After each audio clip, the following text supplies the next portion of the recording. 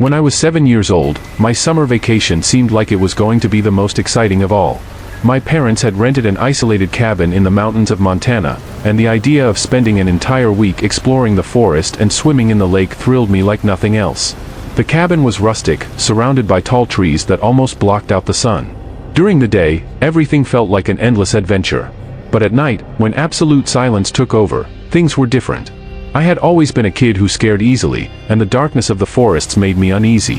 One night, after a long day of playing, I went to bed early, exhausted. My parents were still in the living room, laughing and talking while I tried to sleep. The small window in my room faced the side of the cabin, where the trees loomed like a living wall. That's when I heard the first sound. A soft tapping on the window. I thought it might be a branch brushing against the glass because of the wind, but then the tapping repeated. 1, 2, 3. As if someone was knocking on purpose. My breathing grew heavy, and I slowly turned, looking at the window. Then, I heard it. "Hey, son. Open the window." The voice was low, almost a whisper, but it sounded exactly like my dad. I froze. He never called me son, which made me hesitate. The tapping continued, a little more insistent. "Open up, it's okay. It's me, your dad." The voice outside remained calm, but something about it was wrong, an odd tone I couldn't quite understand. I looked at the bedroom door, waiting to see my dad walk in, but the house was silent. Fear gripped me. That wasn't him. My dad wouldn't be out there. He was inside, with my mom. I pulled the blanket over my head, trying to convince myself I was imagining things. But the tapping and the whisper didn't stop. "Come on, open up. There's nothing to be afraid of." My body was paralyzed with fear. I knew I shouldn't open the window, but I also knew the man outside wanted me to believe it was safe. I squeezed my eyes shut, praying for him to go away. Time seemed to drag, each second more suffocating than the last. The tapping grew louder. "I know you're in there." Suddenly, I heard fast, heavy footsteps in the hallway. The bedroom door swung open forcefully, and my dad entered, holding his hunting rifle, his face pale and serious. "Are you okay?" he asked, his voice firm but with a concern I'd never heard before. I nodded, still in shock. My dad approached the window, peeking through the gap in the curtains, but all he saw was darkness. Without a word, he ran outside, and I heard the front door slam open. I stayed there, huddled on the bed, trying to process what had just happened. After a few minutes, my dad returned. He was out of breath and angry. I couldn't catch him, he told my mom, who now looked just as scared. He disappeared into the forest. They tried to calm me down, saying it was probably just a vagrant trying to steal something, but I knew deep down that there was something more sinister to it. The voice I'd heard wasn't just trying to break into our home. It wanted to trick me. It wanted me to believe it was safe. That night, none of us slept. We stayed together in the living room, with the lights on and my dad's rifle within reach. I couldn't stop thinking about the whisper outside the window, about how it pretended to be my dad. After that incident, my view of the world changed. I could never look out a window at night without feeling a chill down my spine. I don't know who, or what, was outside that night, but what I do know is that the voice, pretending to be my dad, has never left me. Even now, so many years later, I still have nightmares about that chilling whisper in the darkness. In early November, 3 friends and I decided to rent a cabin isolated in the Great Smoky Mountains of Tennessee. The idea was simple: spend a weekend away from the city, with no cell service, just relaxing and enjoying nature. The cabin was charming, surrounded by dense forests with an incredible view of the mountains. It was exactly what we needed, or at least that's what we thought at first. On the first night, after a peaceful day of hiking and telling stories by the fireplace, we all went to our rooms, exhausted. The darkness outside was thick, the kind that makes you realize just how isolated you are. There wasn't a sound except for the wind and, occasionally, the rustling of leaves. I fell asleep quickly, but in the middle of the night, I was jolted awake by something that chilled me to the bone, knocking on the window. The knocks were firm, rhythmic, like someone was deliberately trying to get my attention. With my heart racing, I opened my eyes and looked at the clock on the nightstand. It was just past 2 in the morning. Who the hell would be knocking on the window at that hour? The cabin was miles from anywhere. I mustered up the courage and got out of bed slowly, feeling a cold shiver run down my spine. When I finally pulled back the curtains, my heart nearly stopped. Outside, standing in the darkness, was a man. He was standing just a few feet away, staring straight at me. And the most disturbing thing was the smile on his face. It was a wide, forced smile that seemed wrong somehow. The faint moonlight illuminated part of his face, revealing distorted features, as if frozen in that sinister grin. My stomach turned. Without thinking, I screamed as loud as I could, calling for the others. My legs were shaking as my friends, confused and still half asleep, burst into the room, asking what was happening. "There's someone outside," I said, pointing toward the window. But by the time they all looked, the man was gone. Vanished, as if he had never been there. But the signs of his presence remained. On the foggy glass, there were clear handprints, large and distinct. They weren't ours, and that only made the atmosphere in the cabin more tense. No one could sleep after that. We sat together in the living room, keeping our eyes wide open and silent, with every small noise from the forest making us more nervous. In the morning, with the light of day finally offering some relief, we decided to search the area around the cabin. There were no footprints, no signs that anyone had been nearby. It was as if the man, or whatever he was, had evaporated into the air. But the handprints on the window were still there, proof that we hadn't imagined it all. The discomfort was palpable, and we all agreed we weren't spending another night in that place. We quickly packed our things, and while we loaded the car, none of us could help but glance toward the forest, wondering if that man was watching us from between the trees. His eerie smile was burned into my mind, and even now, every time I close my eyes, I can still see that face. We never found out who he was or what he wanted, and honestly, we don't want to know. Since then, we've made sure never to return to that cabin. Even today, whenever I tell this story, I feel the same chill I felt that night. Because although we didn't see anything else after that, the simple fact that someone, or something, was outside, watching us, is enough to make me question what really lives deep in those mountains. Last year, I decided to take a solo camping trip in the remote forests of Wyoming, near Bridger-Teton National Park.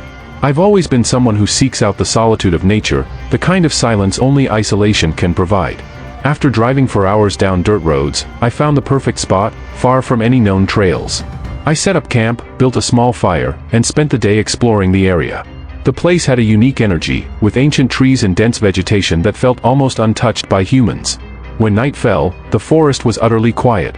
No cell signal, no voices, just the soft whine through the trees and the occasional crackle of the firewood. By 11 p.m., I crawled into my tent, certain it would be an uneventful, peaceful night. However, around 2 a.m., I was abruptly awakened by an unusual sound. At first, it seemed like a low chant, almost like a collective murmur, mixed with rhythmic thumping, like the sound of something being pounded into the ground. I sat up, listening carefully. The sound was distant but clear enough to make me uneasy. I stepped out of my tent, flashlight in hand, trying to determine where it was coming from. I walked a few meters toward the noise, staying hidden between the trees. And then, through a small clearing in the dense treetops, I saw a faint light. A fire, with human figures moving around it in a circle. A group of people was gathered, performing what could only be described as a ritual. They swayed gently to the rhythm of the thumping, chanting slowly and hypnotically. My instinct screamed at me not to approach, but fear mixed with curiosity kept me rooted in place, watching from a distance. Their movements were synchronized, almost mechanical, as if each one knew exactly what to do. The flames illuminated their faces only slightly, but I couldn't make out details. They were dressed simply, without anything that stood out. The whole scene felt surreal, like I had stumbled into some kind of nightmare. Then, something happened that made my blood run cold. In the middle of the ritual, one of the members stopped chanting, lifted their head, and looked directly at me, despite the distance and the darkness. There was no way they should have been able to see me, hidden as I was among the trees, nearly 100 meters away. But they saw me. Their face was expressionless, their eyes locked on mine, and without saying a word, they started walking slowly in my direction. I didn't think twice. Fear took over, and I ran back to my camp as fast as I could, my heart pounding and branches snapping under my feet. The sensation of being followed was overwhelming, and I didn't dare look back. When I finally reached my campsite, I was out of breath and drenched in sweat. The fire had nearly burned out, but something had changed. As I looked around, my stomach dropped. Strange symbols, precisely drawn, had been carved into the trees surrounding my camp. They hadn't been there before. Geometric shapes, spirals, and marks I didn't recognize stood out on the tree bark, like a silent warning. A shiver ran down my spine. There was no doubt the group had known exactly where I was all along. Without wasting any more time, I threw my gear into my backpack, my hands shaking as I dismantled the camp. The darkness around me seemed to come alive, like every shadow could be hiding someone. I jumped into my car and sped off down the forest road, not stopping until I was far from the trees and the night. Even when I was back on the main road, miles from the forest, I couldn't shake the feeling that I was still being watched. I never found out who those people were or what the symbols on the trees meant. Since that night, I've avoided camping alone, especially in places that isolated. There's something in that forest, something I don't understand, and something I don't want to. If you're enjoying the story so far, don't forget to smash that like button and subscribe to the channel for more creepy stories just like these. And hey, have you ever had a paranormal experience? Drop a comment below and share your story with us, we'd love to hear it. Now, let's dive into the next story. Working as a forest ranger in Northwest Washington always brought me a certain comfort. I loved the isolation of nature, the scent of the trees, and the sound of the wind blowing through the treetops. Part of my job was patrolling remote areas and ensuring everything was in order. On that day, my task was to check an old bridge on a rarely used trail, miles away from any sign of civilization. It seemed like a peaceful job, or so I thought. The dense forest blocked out the sunlight, creating a twilight atmosphere, and the silence was absolute. No birds were singing, no rustling of small animals. When I reached the bridge, I immediately noticed something was out of place. Beside the trail was a large abandoned trash container, something that had no reason to be there. It was an unusual sight in the middle of the forest, and my curiosity made me take a closer look. When I opened the lid, I was instantly overwhelmed by a sense of unease. Inside the container were scattered personal items, torn backpacks, dirty clothes, and pocketbooks. Some of these items looked like they had been there for a long time, abandoned and forgotten. But what really sent a chill down my spine were the marks inside the container. Someone had carved drawings into the rusted walls.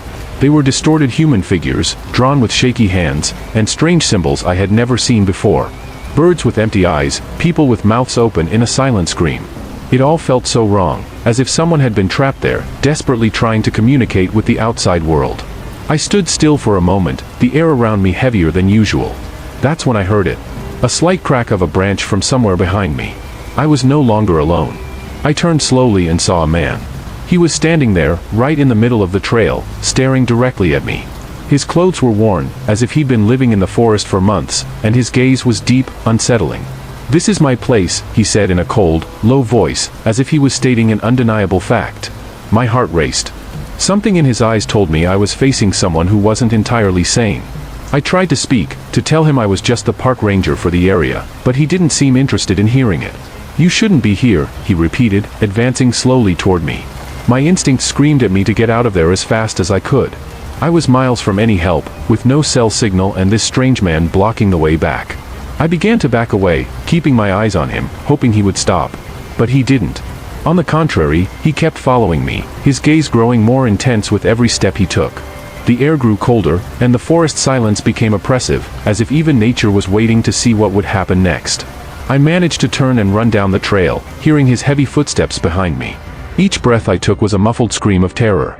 Time seemed to stretch as I ran, with the forest closing in around me. Finally, I spotted a clearing where my vehicle was parked. I leaped inside and slammed the door shut, my hands trembling as I started the engine. I looked in the rearview mirror, but the man was no longer there. He vanished as mysteriously as he had appeared. I escaped, but I've never been able to shake the feeling that he's still out there, somewhere in those trees. Since that day, I haven't been able to patrol that trail without constantly looking over my shoulder.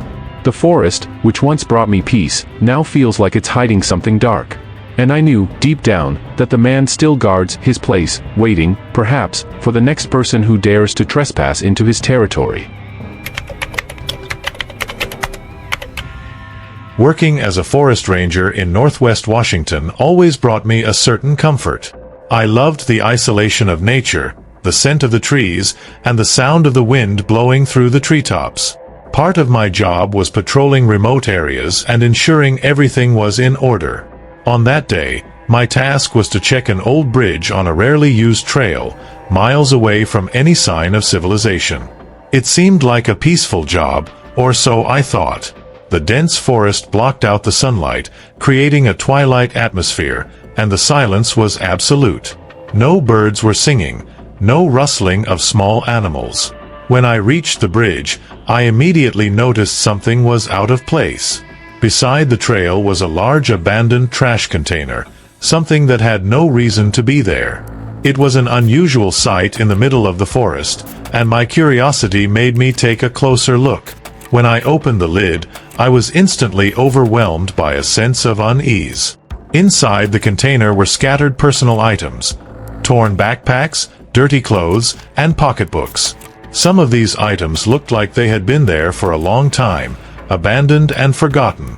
But what really sent a chill down my spine were the marks inside the container. Someone had carved drawings into the rusted walls.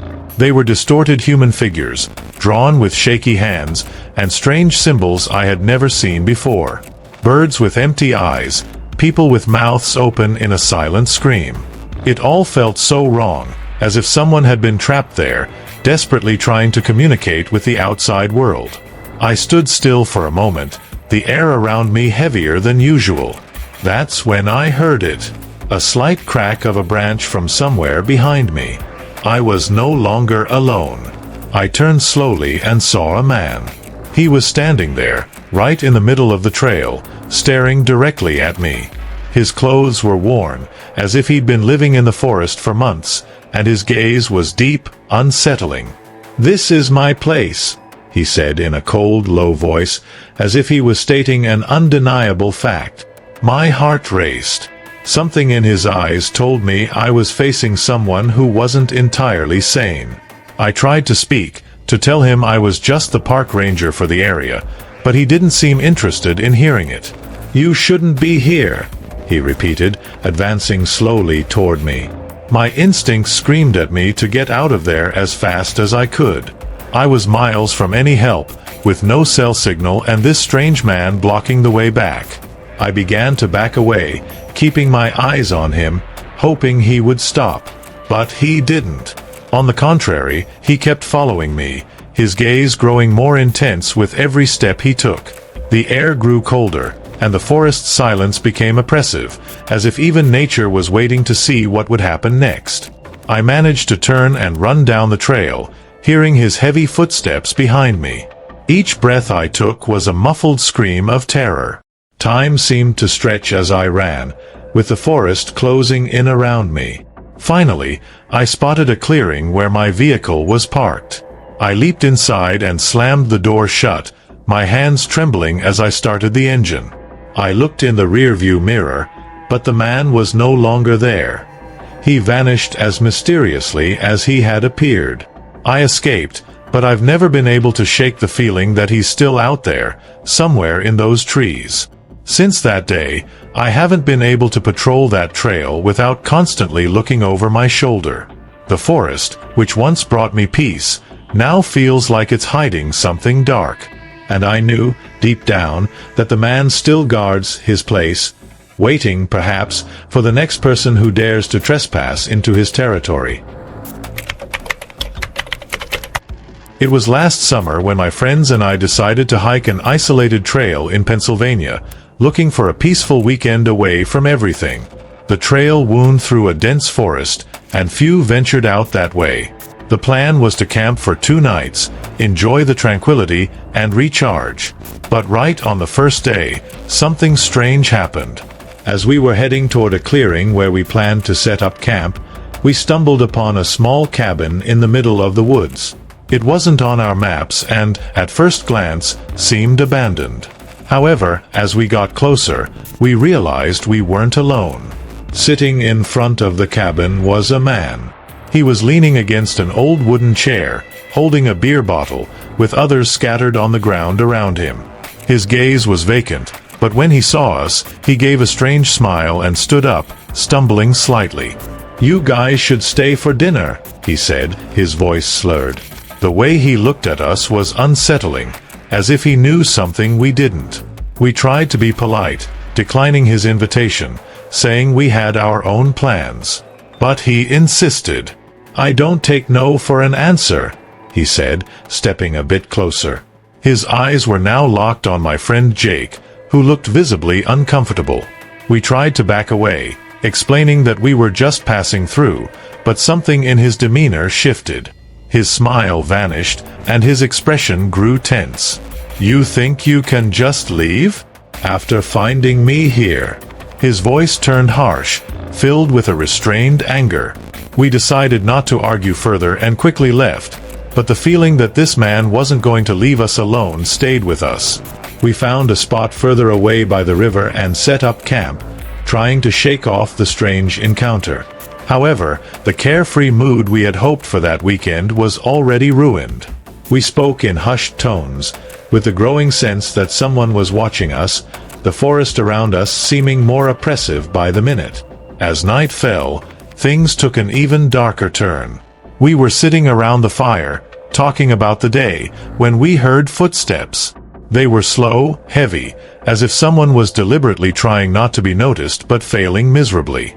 The fire crackled, and the sound of branches snapping came closer and closer. We immediately fell silent, our eyes fixed on the darkness surrounding us. "It's him," Jake whispered, clearly nervous. Then, out of the trees, a shadow emerged, and I knew he had found us. The man from the cabin was standing there, just a few meters away, staring at us with the same vacant eyes. He said nothing. Instead, he began rifling through our things, kicking over backpacks and scattering gear as if he were searching for something. "Get out," he said, his voice now a menacing whisper. "This is my place." His words were broken by his heavy breathing, and the silence of the night made it all feel even more surreal. That's when Jake, desperate, grabbed an emergency whistle he always carried. Without a second thought, he blew the whistle with all his might. The sharp sound pierced the night, echoing through the forest. The man flinched for a moment, surprised and visibly irritated by the noise, but it seemed enough to make him back off. We seized the moment and, without hesitation, grabbed our most important items and ran. We sprinted through that forest like never before, tripping over roots and ignoring our exhaustion. We didn't look back until we were a safe distance from the cabin and the man. Finally, we reached the road where we had left the car. No one said anything, still in shock over what had just happened. The only thought in our minds was to get away from that place as fast as possible. That night, we decided we'd never return to that trail. I still don't know what the man wanted from us or why he followed us, but one thing is certain.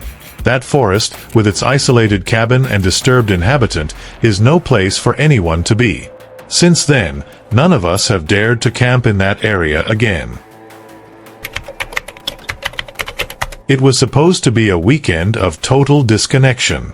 My friends and I decided to rent an isolated cabin deep in a forest in rural Maine. The place looked perfect in the photos, a small wooden cabin surrounded by tall trees, with a nearby lake. We wanted to escape the hustle of the city, with no cell signal, no distractions, just us, nature, and some campfires. However, when we got there, the initial excitement soon gave way to a strange feeling. The silence was different, almost oppressive. There were no sounds of birds or the wind in the trees. Just a void. At first, we tried to ignore the feeling. We unpacked our things, lit a campfire, and opened a few beers. We laughed and talked about how excited we were to be there. However, as night fell, the atmosphere began to change. Everything seemed darker. During dinner, Amanda, one of our friends, mentioned seeing something strange while walking on a trail near the cabin. I thought it was just an open area, but I ended up finding an old cemetery, she said, slightly uneasy. The headstones were almost invisible, covered in moss and tilted over. That sent a chill down all of our spines, but of course, we tried to make light of the situation. An old cemetery? Maybe it's the resting place of some crazy hermit, Dylan joked, though the unease in his eyes was clear. We decided not to dwell on it and continued the evening. However, soon after extinguishing the fire and heading inside, things started to get really strange. Around midnight, while we were playing cards in the cabin's small living room, we heard the first sound. A loud crack, like someone stepping on dry branches outside. We all stopped what we were doing and fell silent. We tried to convince ourselves it was just an animal, but the sound continued, this time closer, circling the cabin. Each of us exchanged increasingly worried glances. The sound of the steps moved slowly, circling the cabin as if something was watching us. Dylan, trying to stay calm, decided to go outside with a flashlight to check. We stood at the door, watching as he walked around the cabin's exterior. There was nothing. No signs of footprints, no movement. But when he came back inside, the sound started again, this time from inside the cabin. Slow footsteps, clearly coming from the loft above us, where no one was. We stood completely still. The loft was small, and the stairs leading up to it creaked with any movement. There was no way we wouldn't have noticed if someone had gone up there. The footsteps continued, more deliberate now, as if something was approaching the top of the stairs. Amanda, visibly terrified, whispered, "We have to get out of here." And I knew she was right. We all felt it, a presence that shouldn't have been there, something watching us since we arrived. Without wasting any more time, we grabbed what we could and silently bolted for the door, not daring to look back. When we got into the car, the air felt lighter, but still charged with a sense of urgency. We started the engine and sped down the dirt road, our hearts pounding as we left the cabin behind. No one said a word until we were miles away. Only then did someone murmur, "What the hell was that?" None of us had an answer. The next morning, as we drove back to the city, the silence in the car was heavy. Each of us knew that there was something in that place, something that couldn't be explained by sounds in the forest or our imaginations. We never returned, nor did we even discuss the possibility. Sometimes, we get together to talk about what happened, trying to make sense of it. But deep down, we all know that forest hides something that shouldn't be disturbed.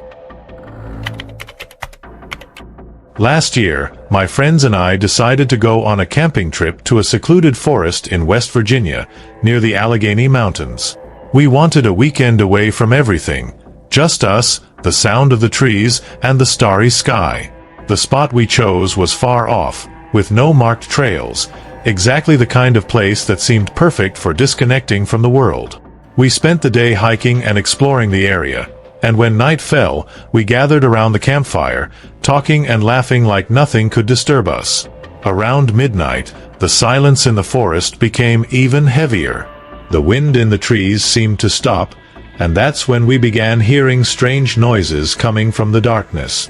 At first, it was just cracking sounds, like something walking on dry branches, but then it turned into something more intense, a soft scratching sound, persistent, along with what seemed like leaves being dragged. We all grew tense, trying to figure out what kind of animal might be out there, so close, yet invisible to us. Then, someone in the group pointed their flashlight toward the trees. The beam of light sliced through the darkness, and what we saw made our hearts stop. Between the tree trunks, in the distance, were dozens of glowing eyes. They stood still, silently watching us, reflecting the light from our flashlights. None of us could move. There were so many of them, and the most unsettling part was that they didn't move. They didn't blink. They just stared, motionless, as if studying us. We stood there, paralyzed with fear, trying to understand what could be surrounding us. "It's probably some kind of animal," someone said, trying to break the tension. But the truth was, none of us believed that. Animals move, blink, run away when they're illuminated. But those eyes, they stayed fixed, unmoving, as if they were waiting for something. We decided that was enough.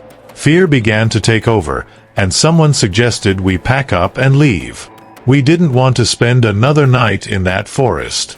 With flashlights trembling in our hands, we hurriedly began to break down the campsite as quickly as possible.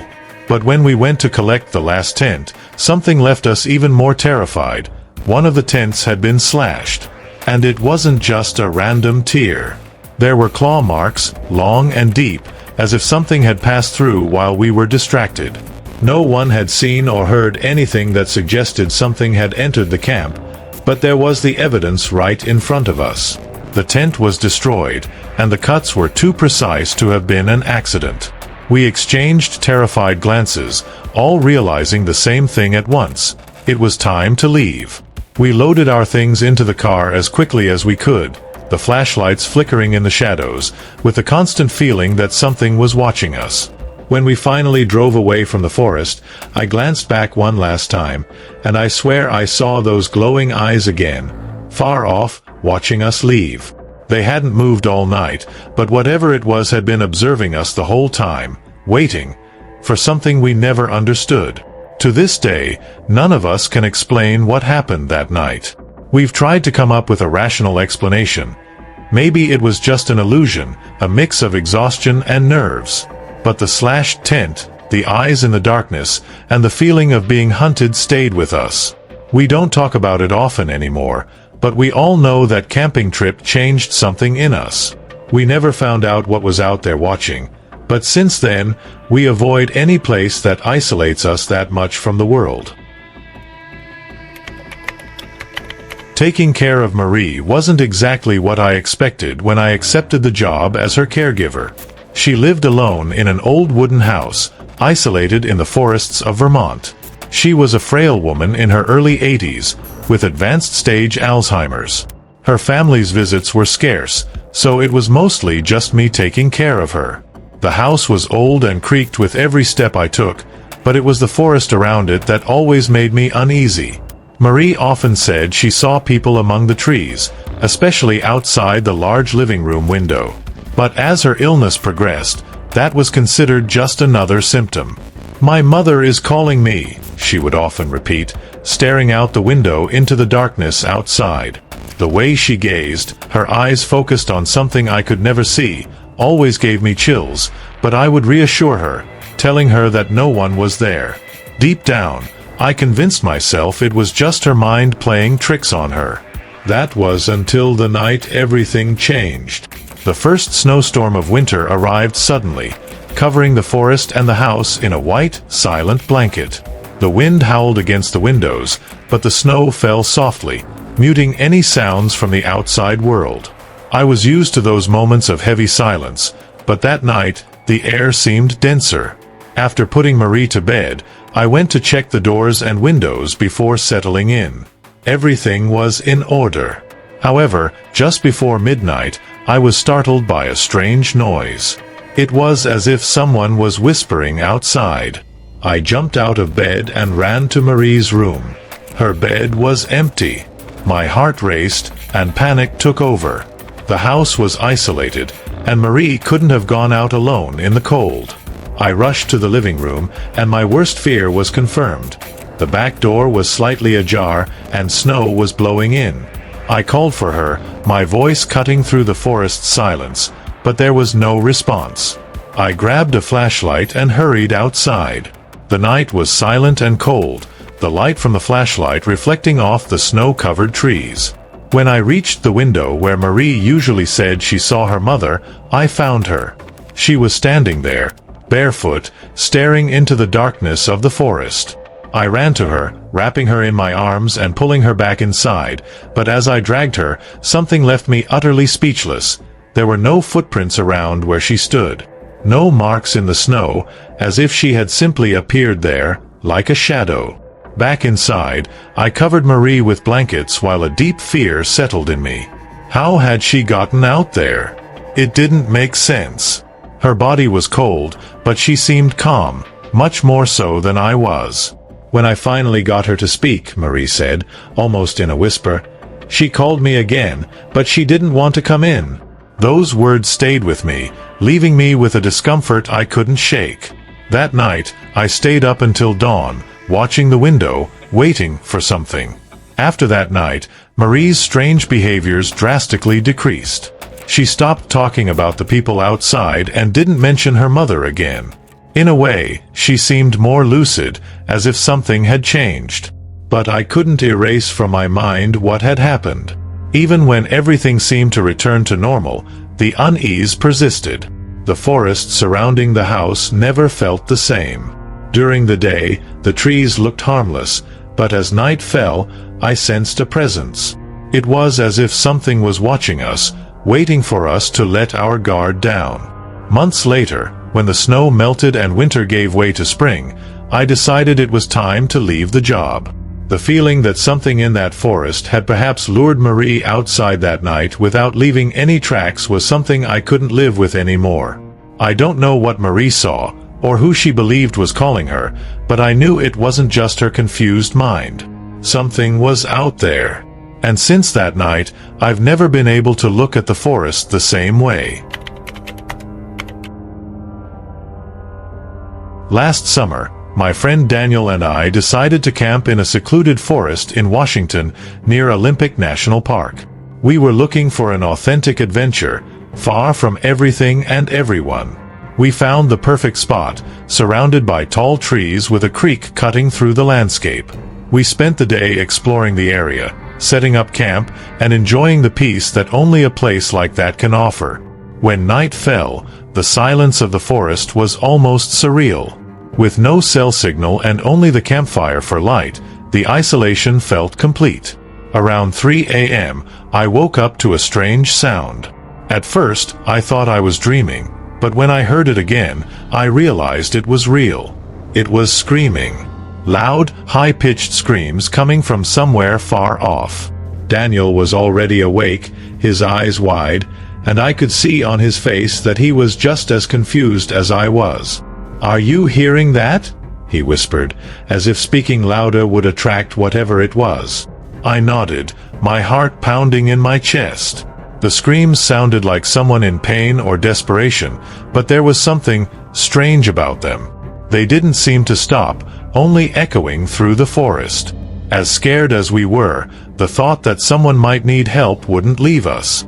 We grabbed our flashlights and decided to investigate, despite the growing fear. The air was cold and damp as we walked, the flashlight beams trembling with our hesitant steps. We followed the sound, which seemed to move through the trees, never staying in one place. After a while, we found something that made the fear in my gut tighten. Human footprints in the mud, fresh and chaotic, like someone had been running. Daniel crouched down to examine them. "They're barefoot," he muttered, glancing around. There was nothing else. No trail of clothes or any other sign of who or what could have been screaming. We tried to follow the tracks, but they vanished into the trees, as if the person had simply disappeared. The screams continued, now more distant, and at that moment, we decided it wasn't worth going any further. Something was very wrong. We returned to camp, but the rest of the night was unbearable. The screams never fully stopped, only shifting in intensity, sometimes closer, sometimes farther away. We couldn't sleep, sitting by the fire, trying to ignore the creeping sense that someone, was watching us. The wind rustling through the trees seemed to whisper along with the screams, creating an atmosphere that was impossible to ignore. When the sun finally began to rise, the screams stopped as if they had never existed. The daylight brought some relief, but the fear still hung over us. We packed up quickly, without saying much. The feeling that something was deeply wrong in that forest stayed with us as we drove away. As we left, I looked back one last time, with a strange sensation that something was watching us from a distance, hidden among the trees' shadows. We never found out what made those sounds. We searched for news or reports from the area, but there were no mentions of missing people or strange incidents. To this day, when I think of that night, I'm left with the feeling that whatever we heard wasn't human, or at least, not anymore. Since then, I've promised myself never to camp somewhere so remote again. There are things in the forest that, honestly, we're better off not trying to understand. If you enjoyed these true horror stories, you won't want to miss our next video. Check out most disturbing Tinder stories from the internet by clicking the card on the screen or finding it as the previous video on our channel. Don't forget to like, subscribe, and let us know in the comments if you've ever had a paranormal experience. We'd love to hear your stories. Stay brave, and we'll see you in the next video.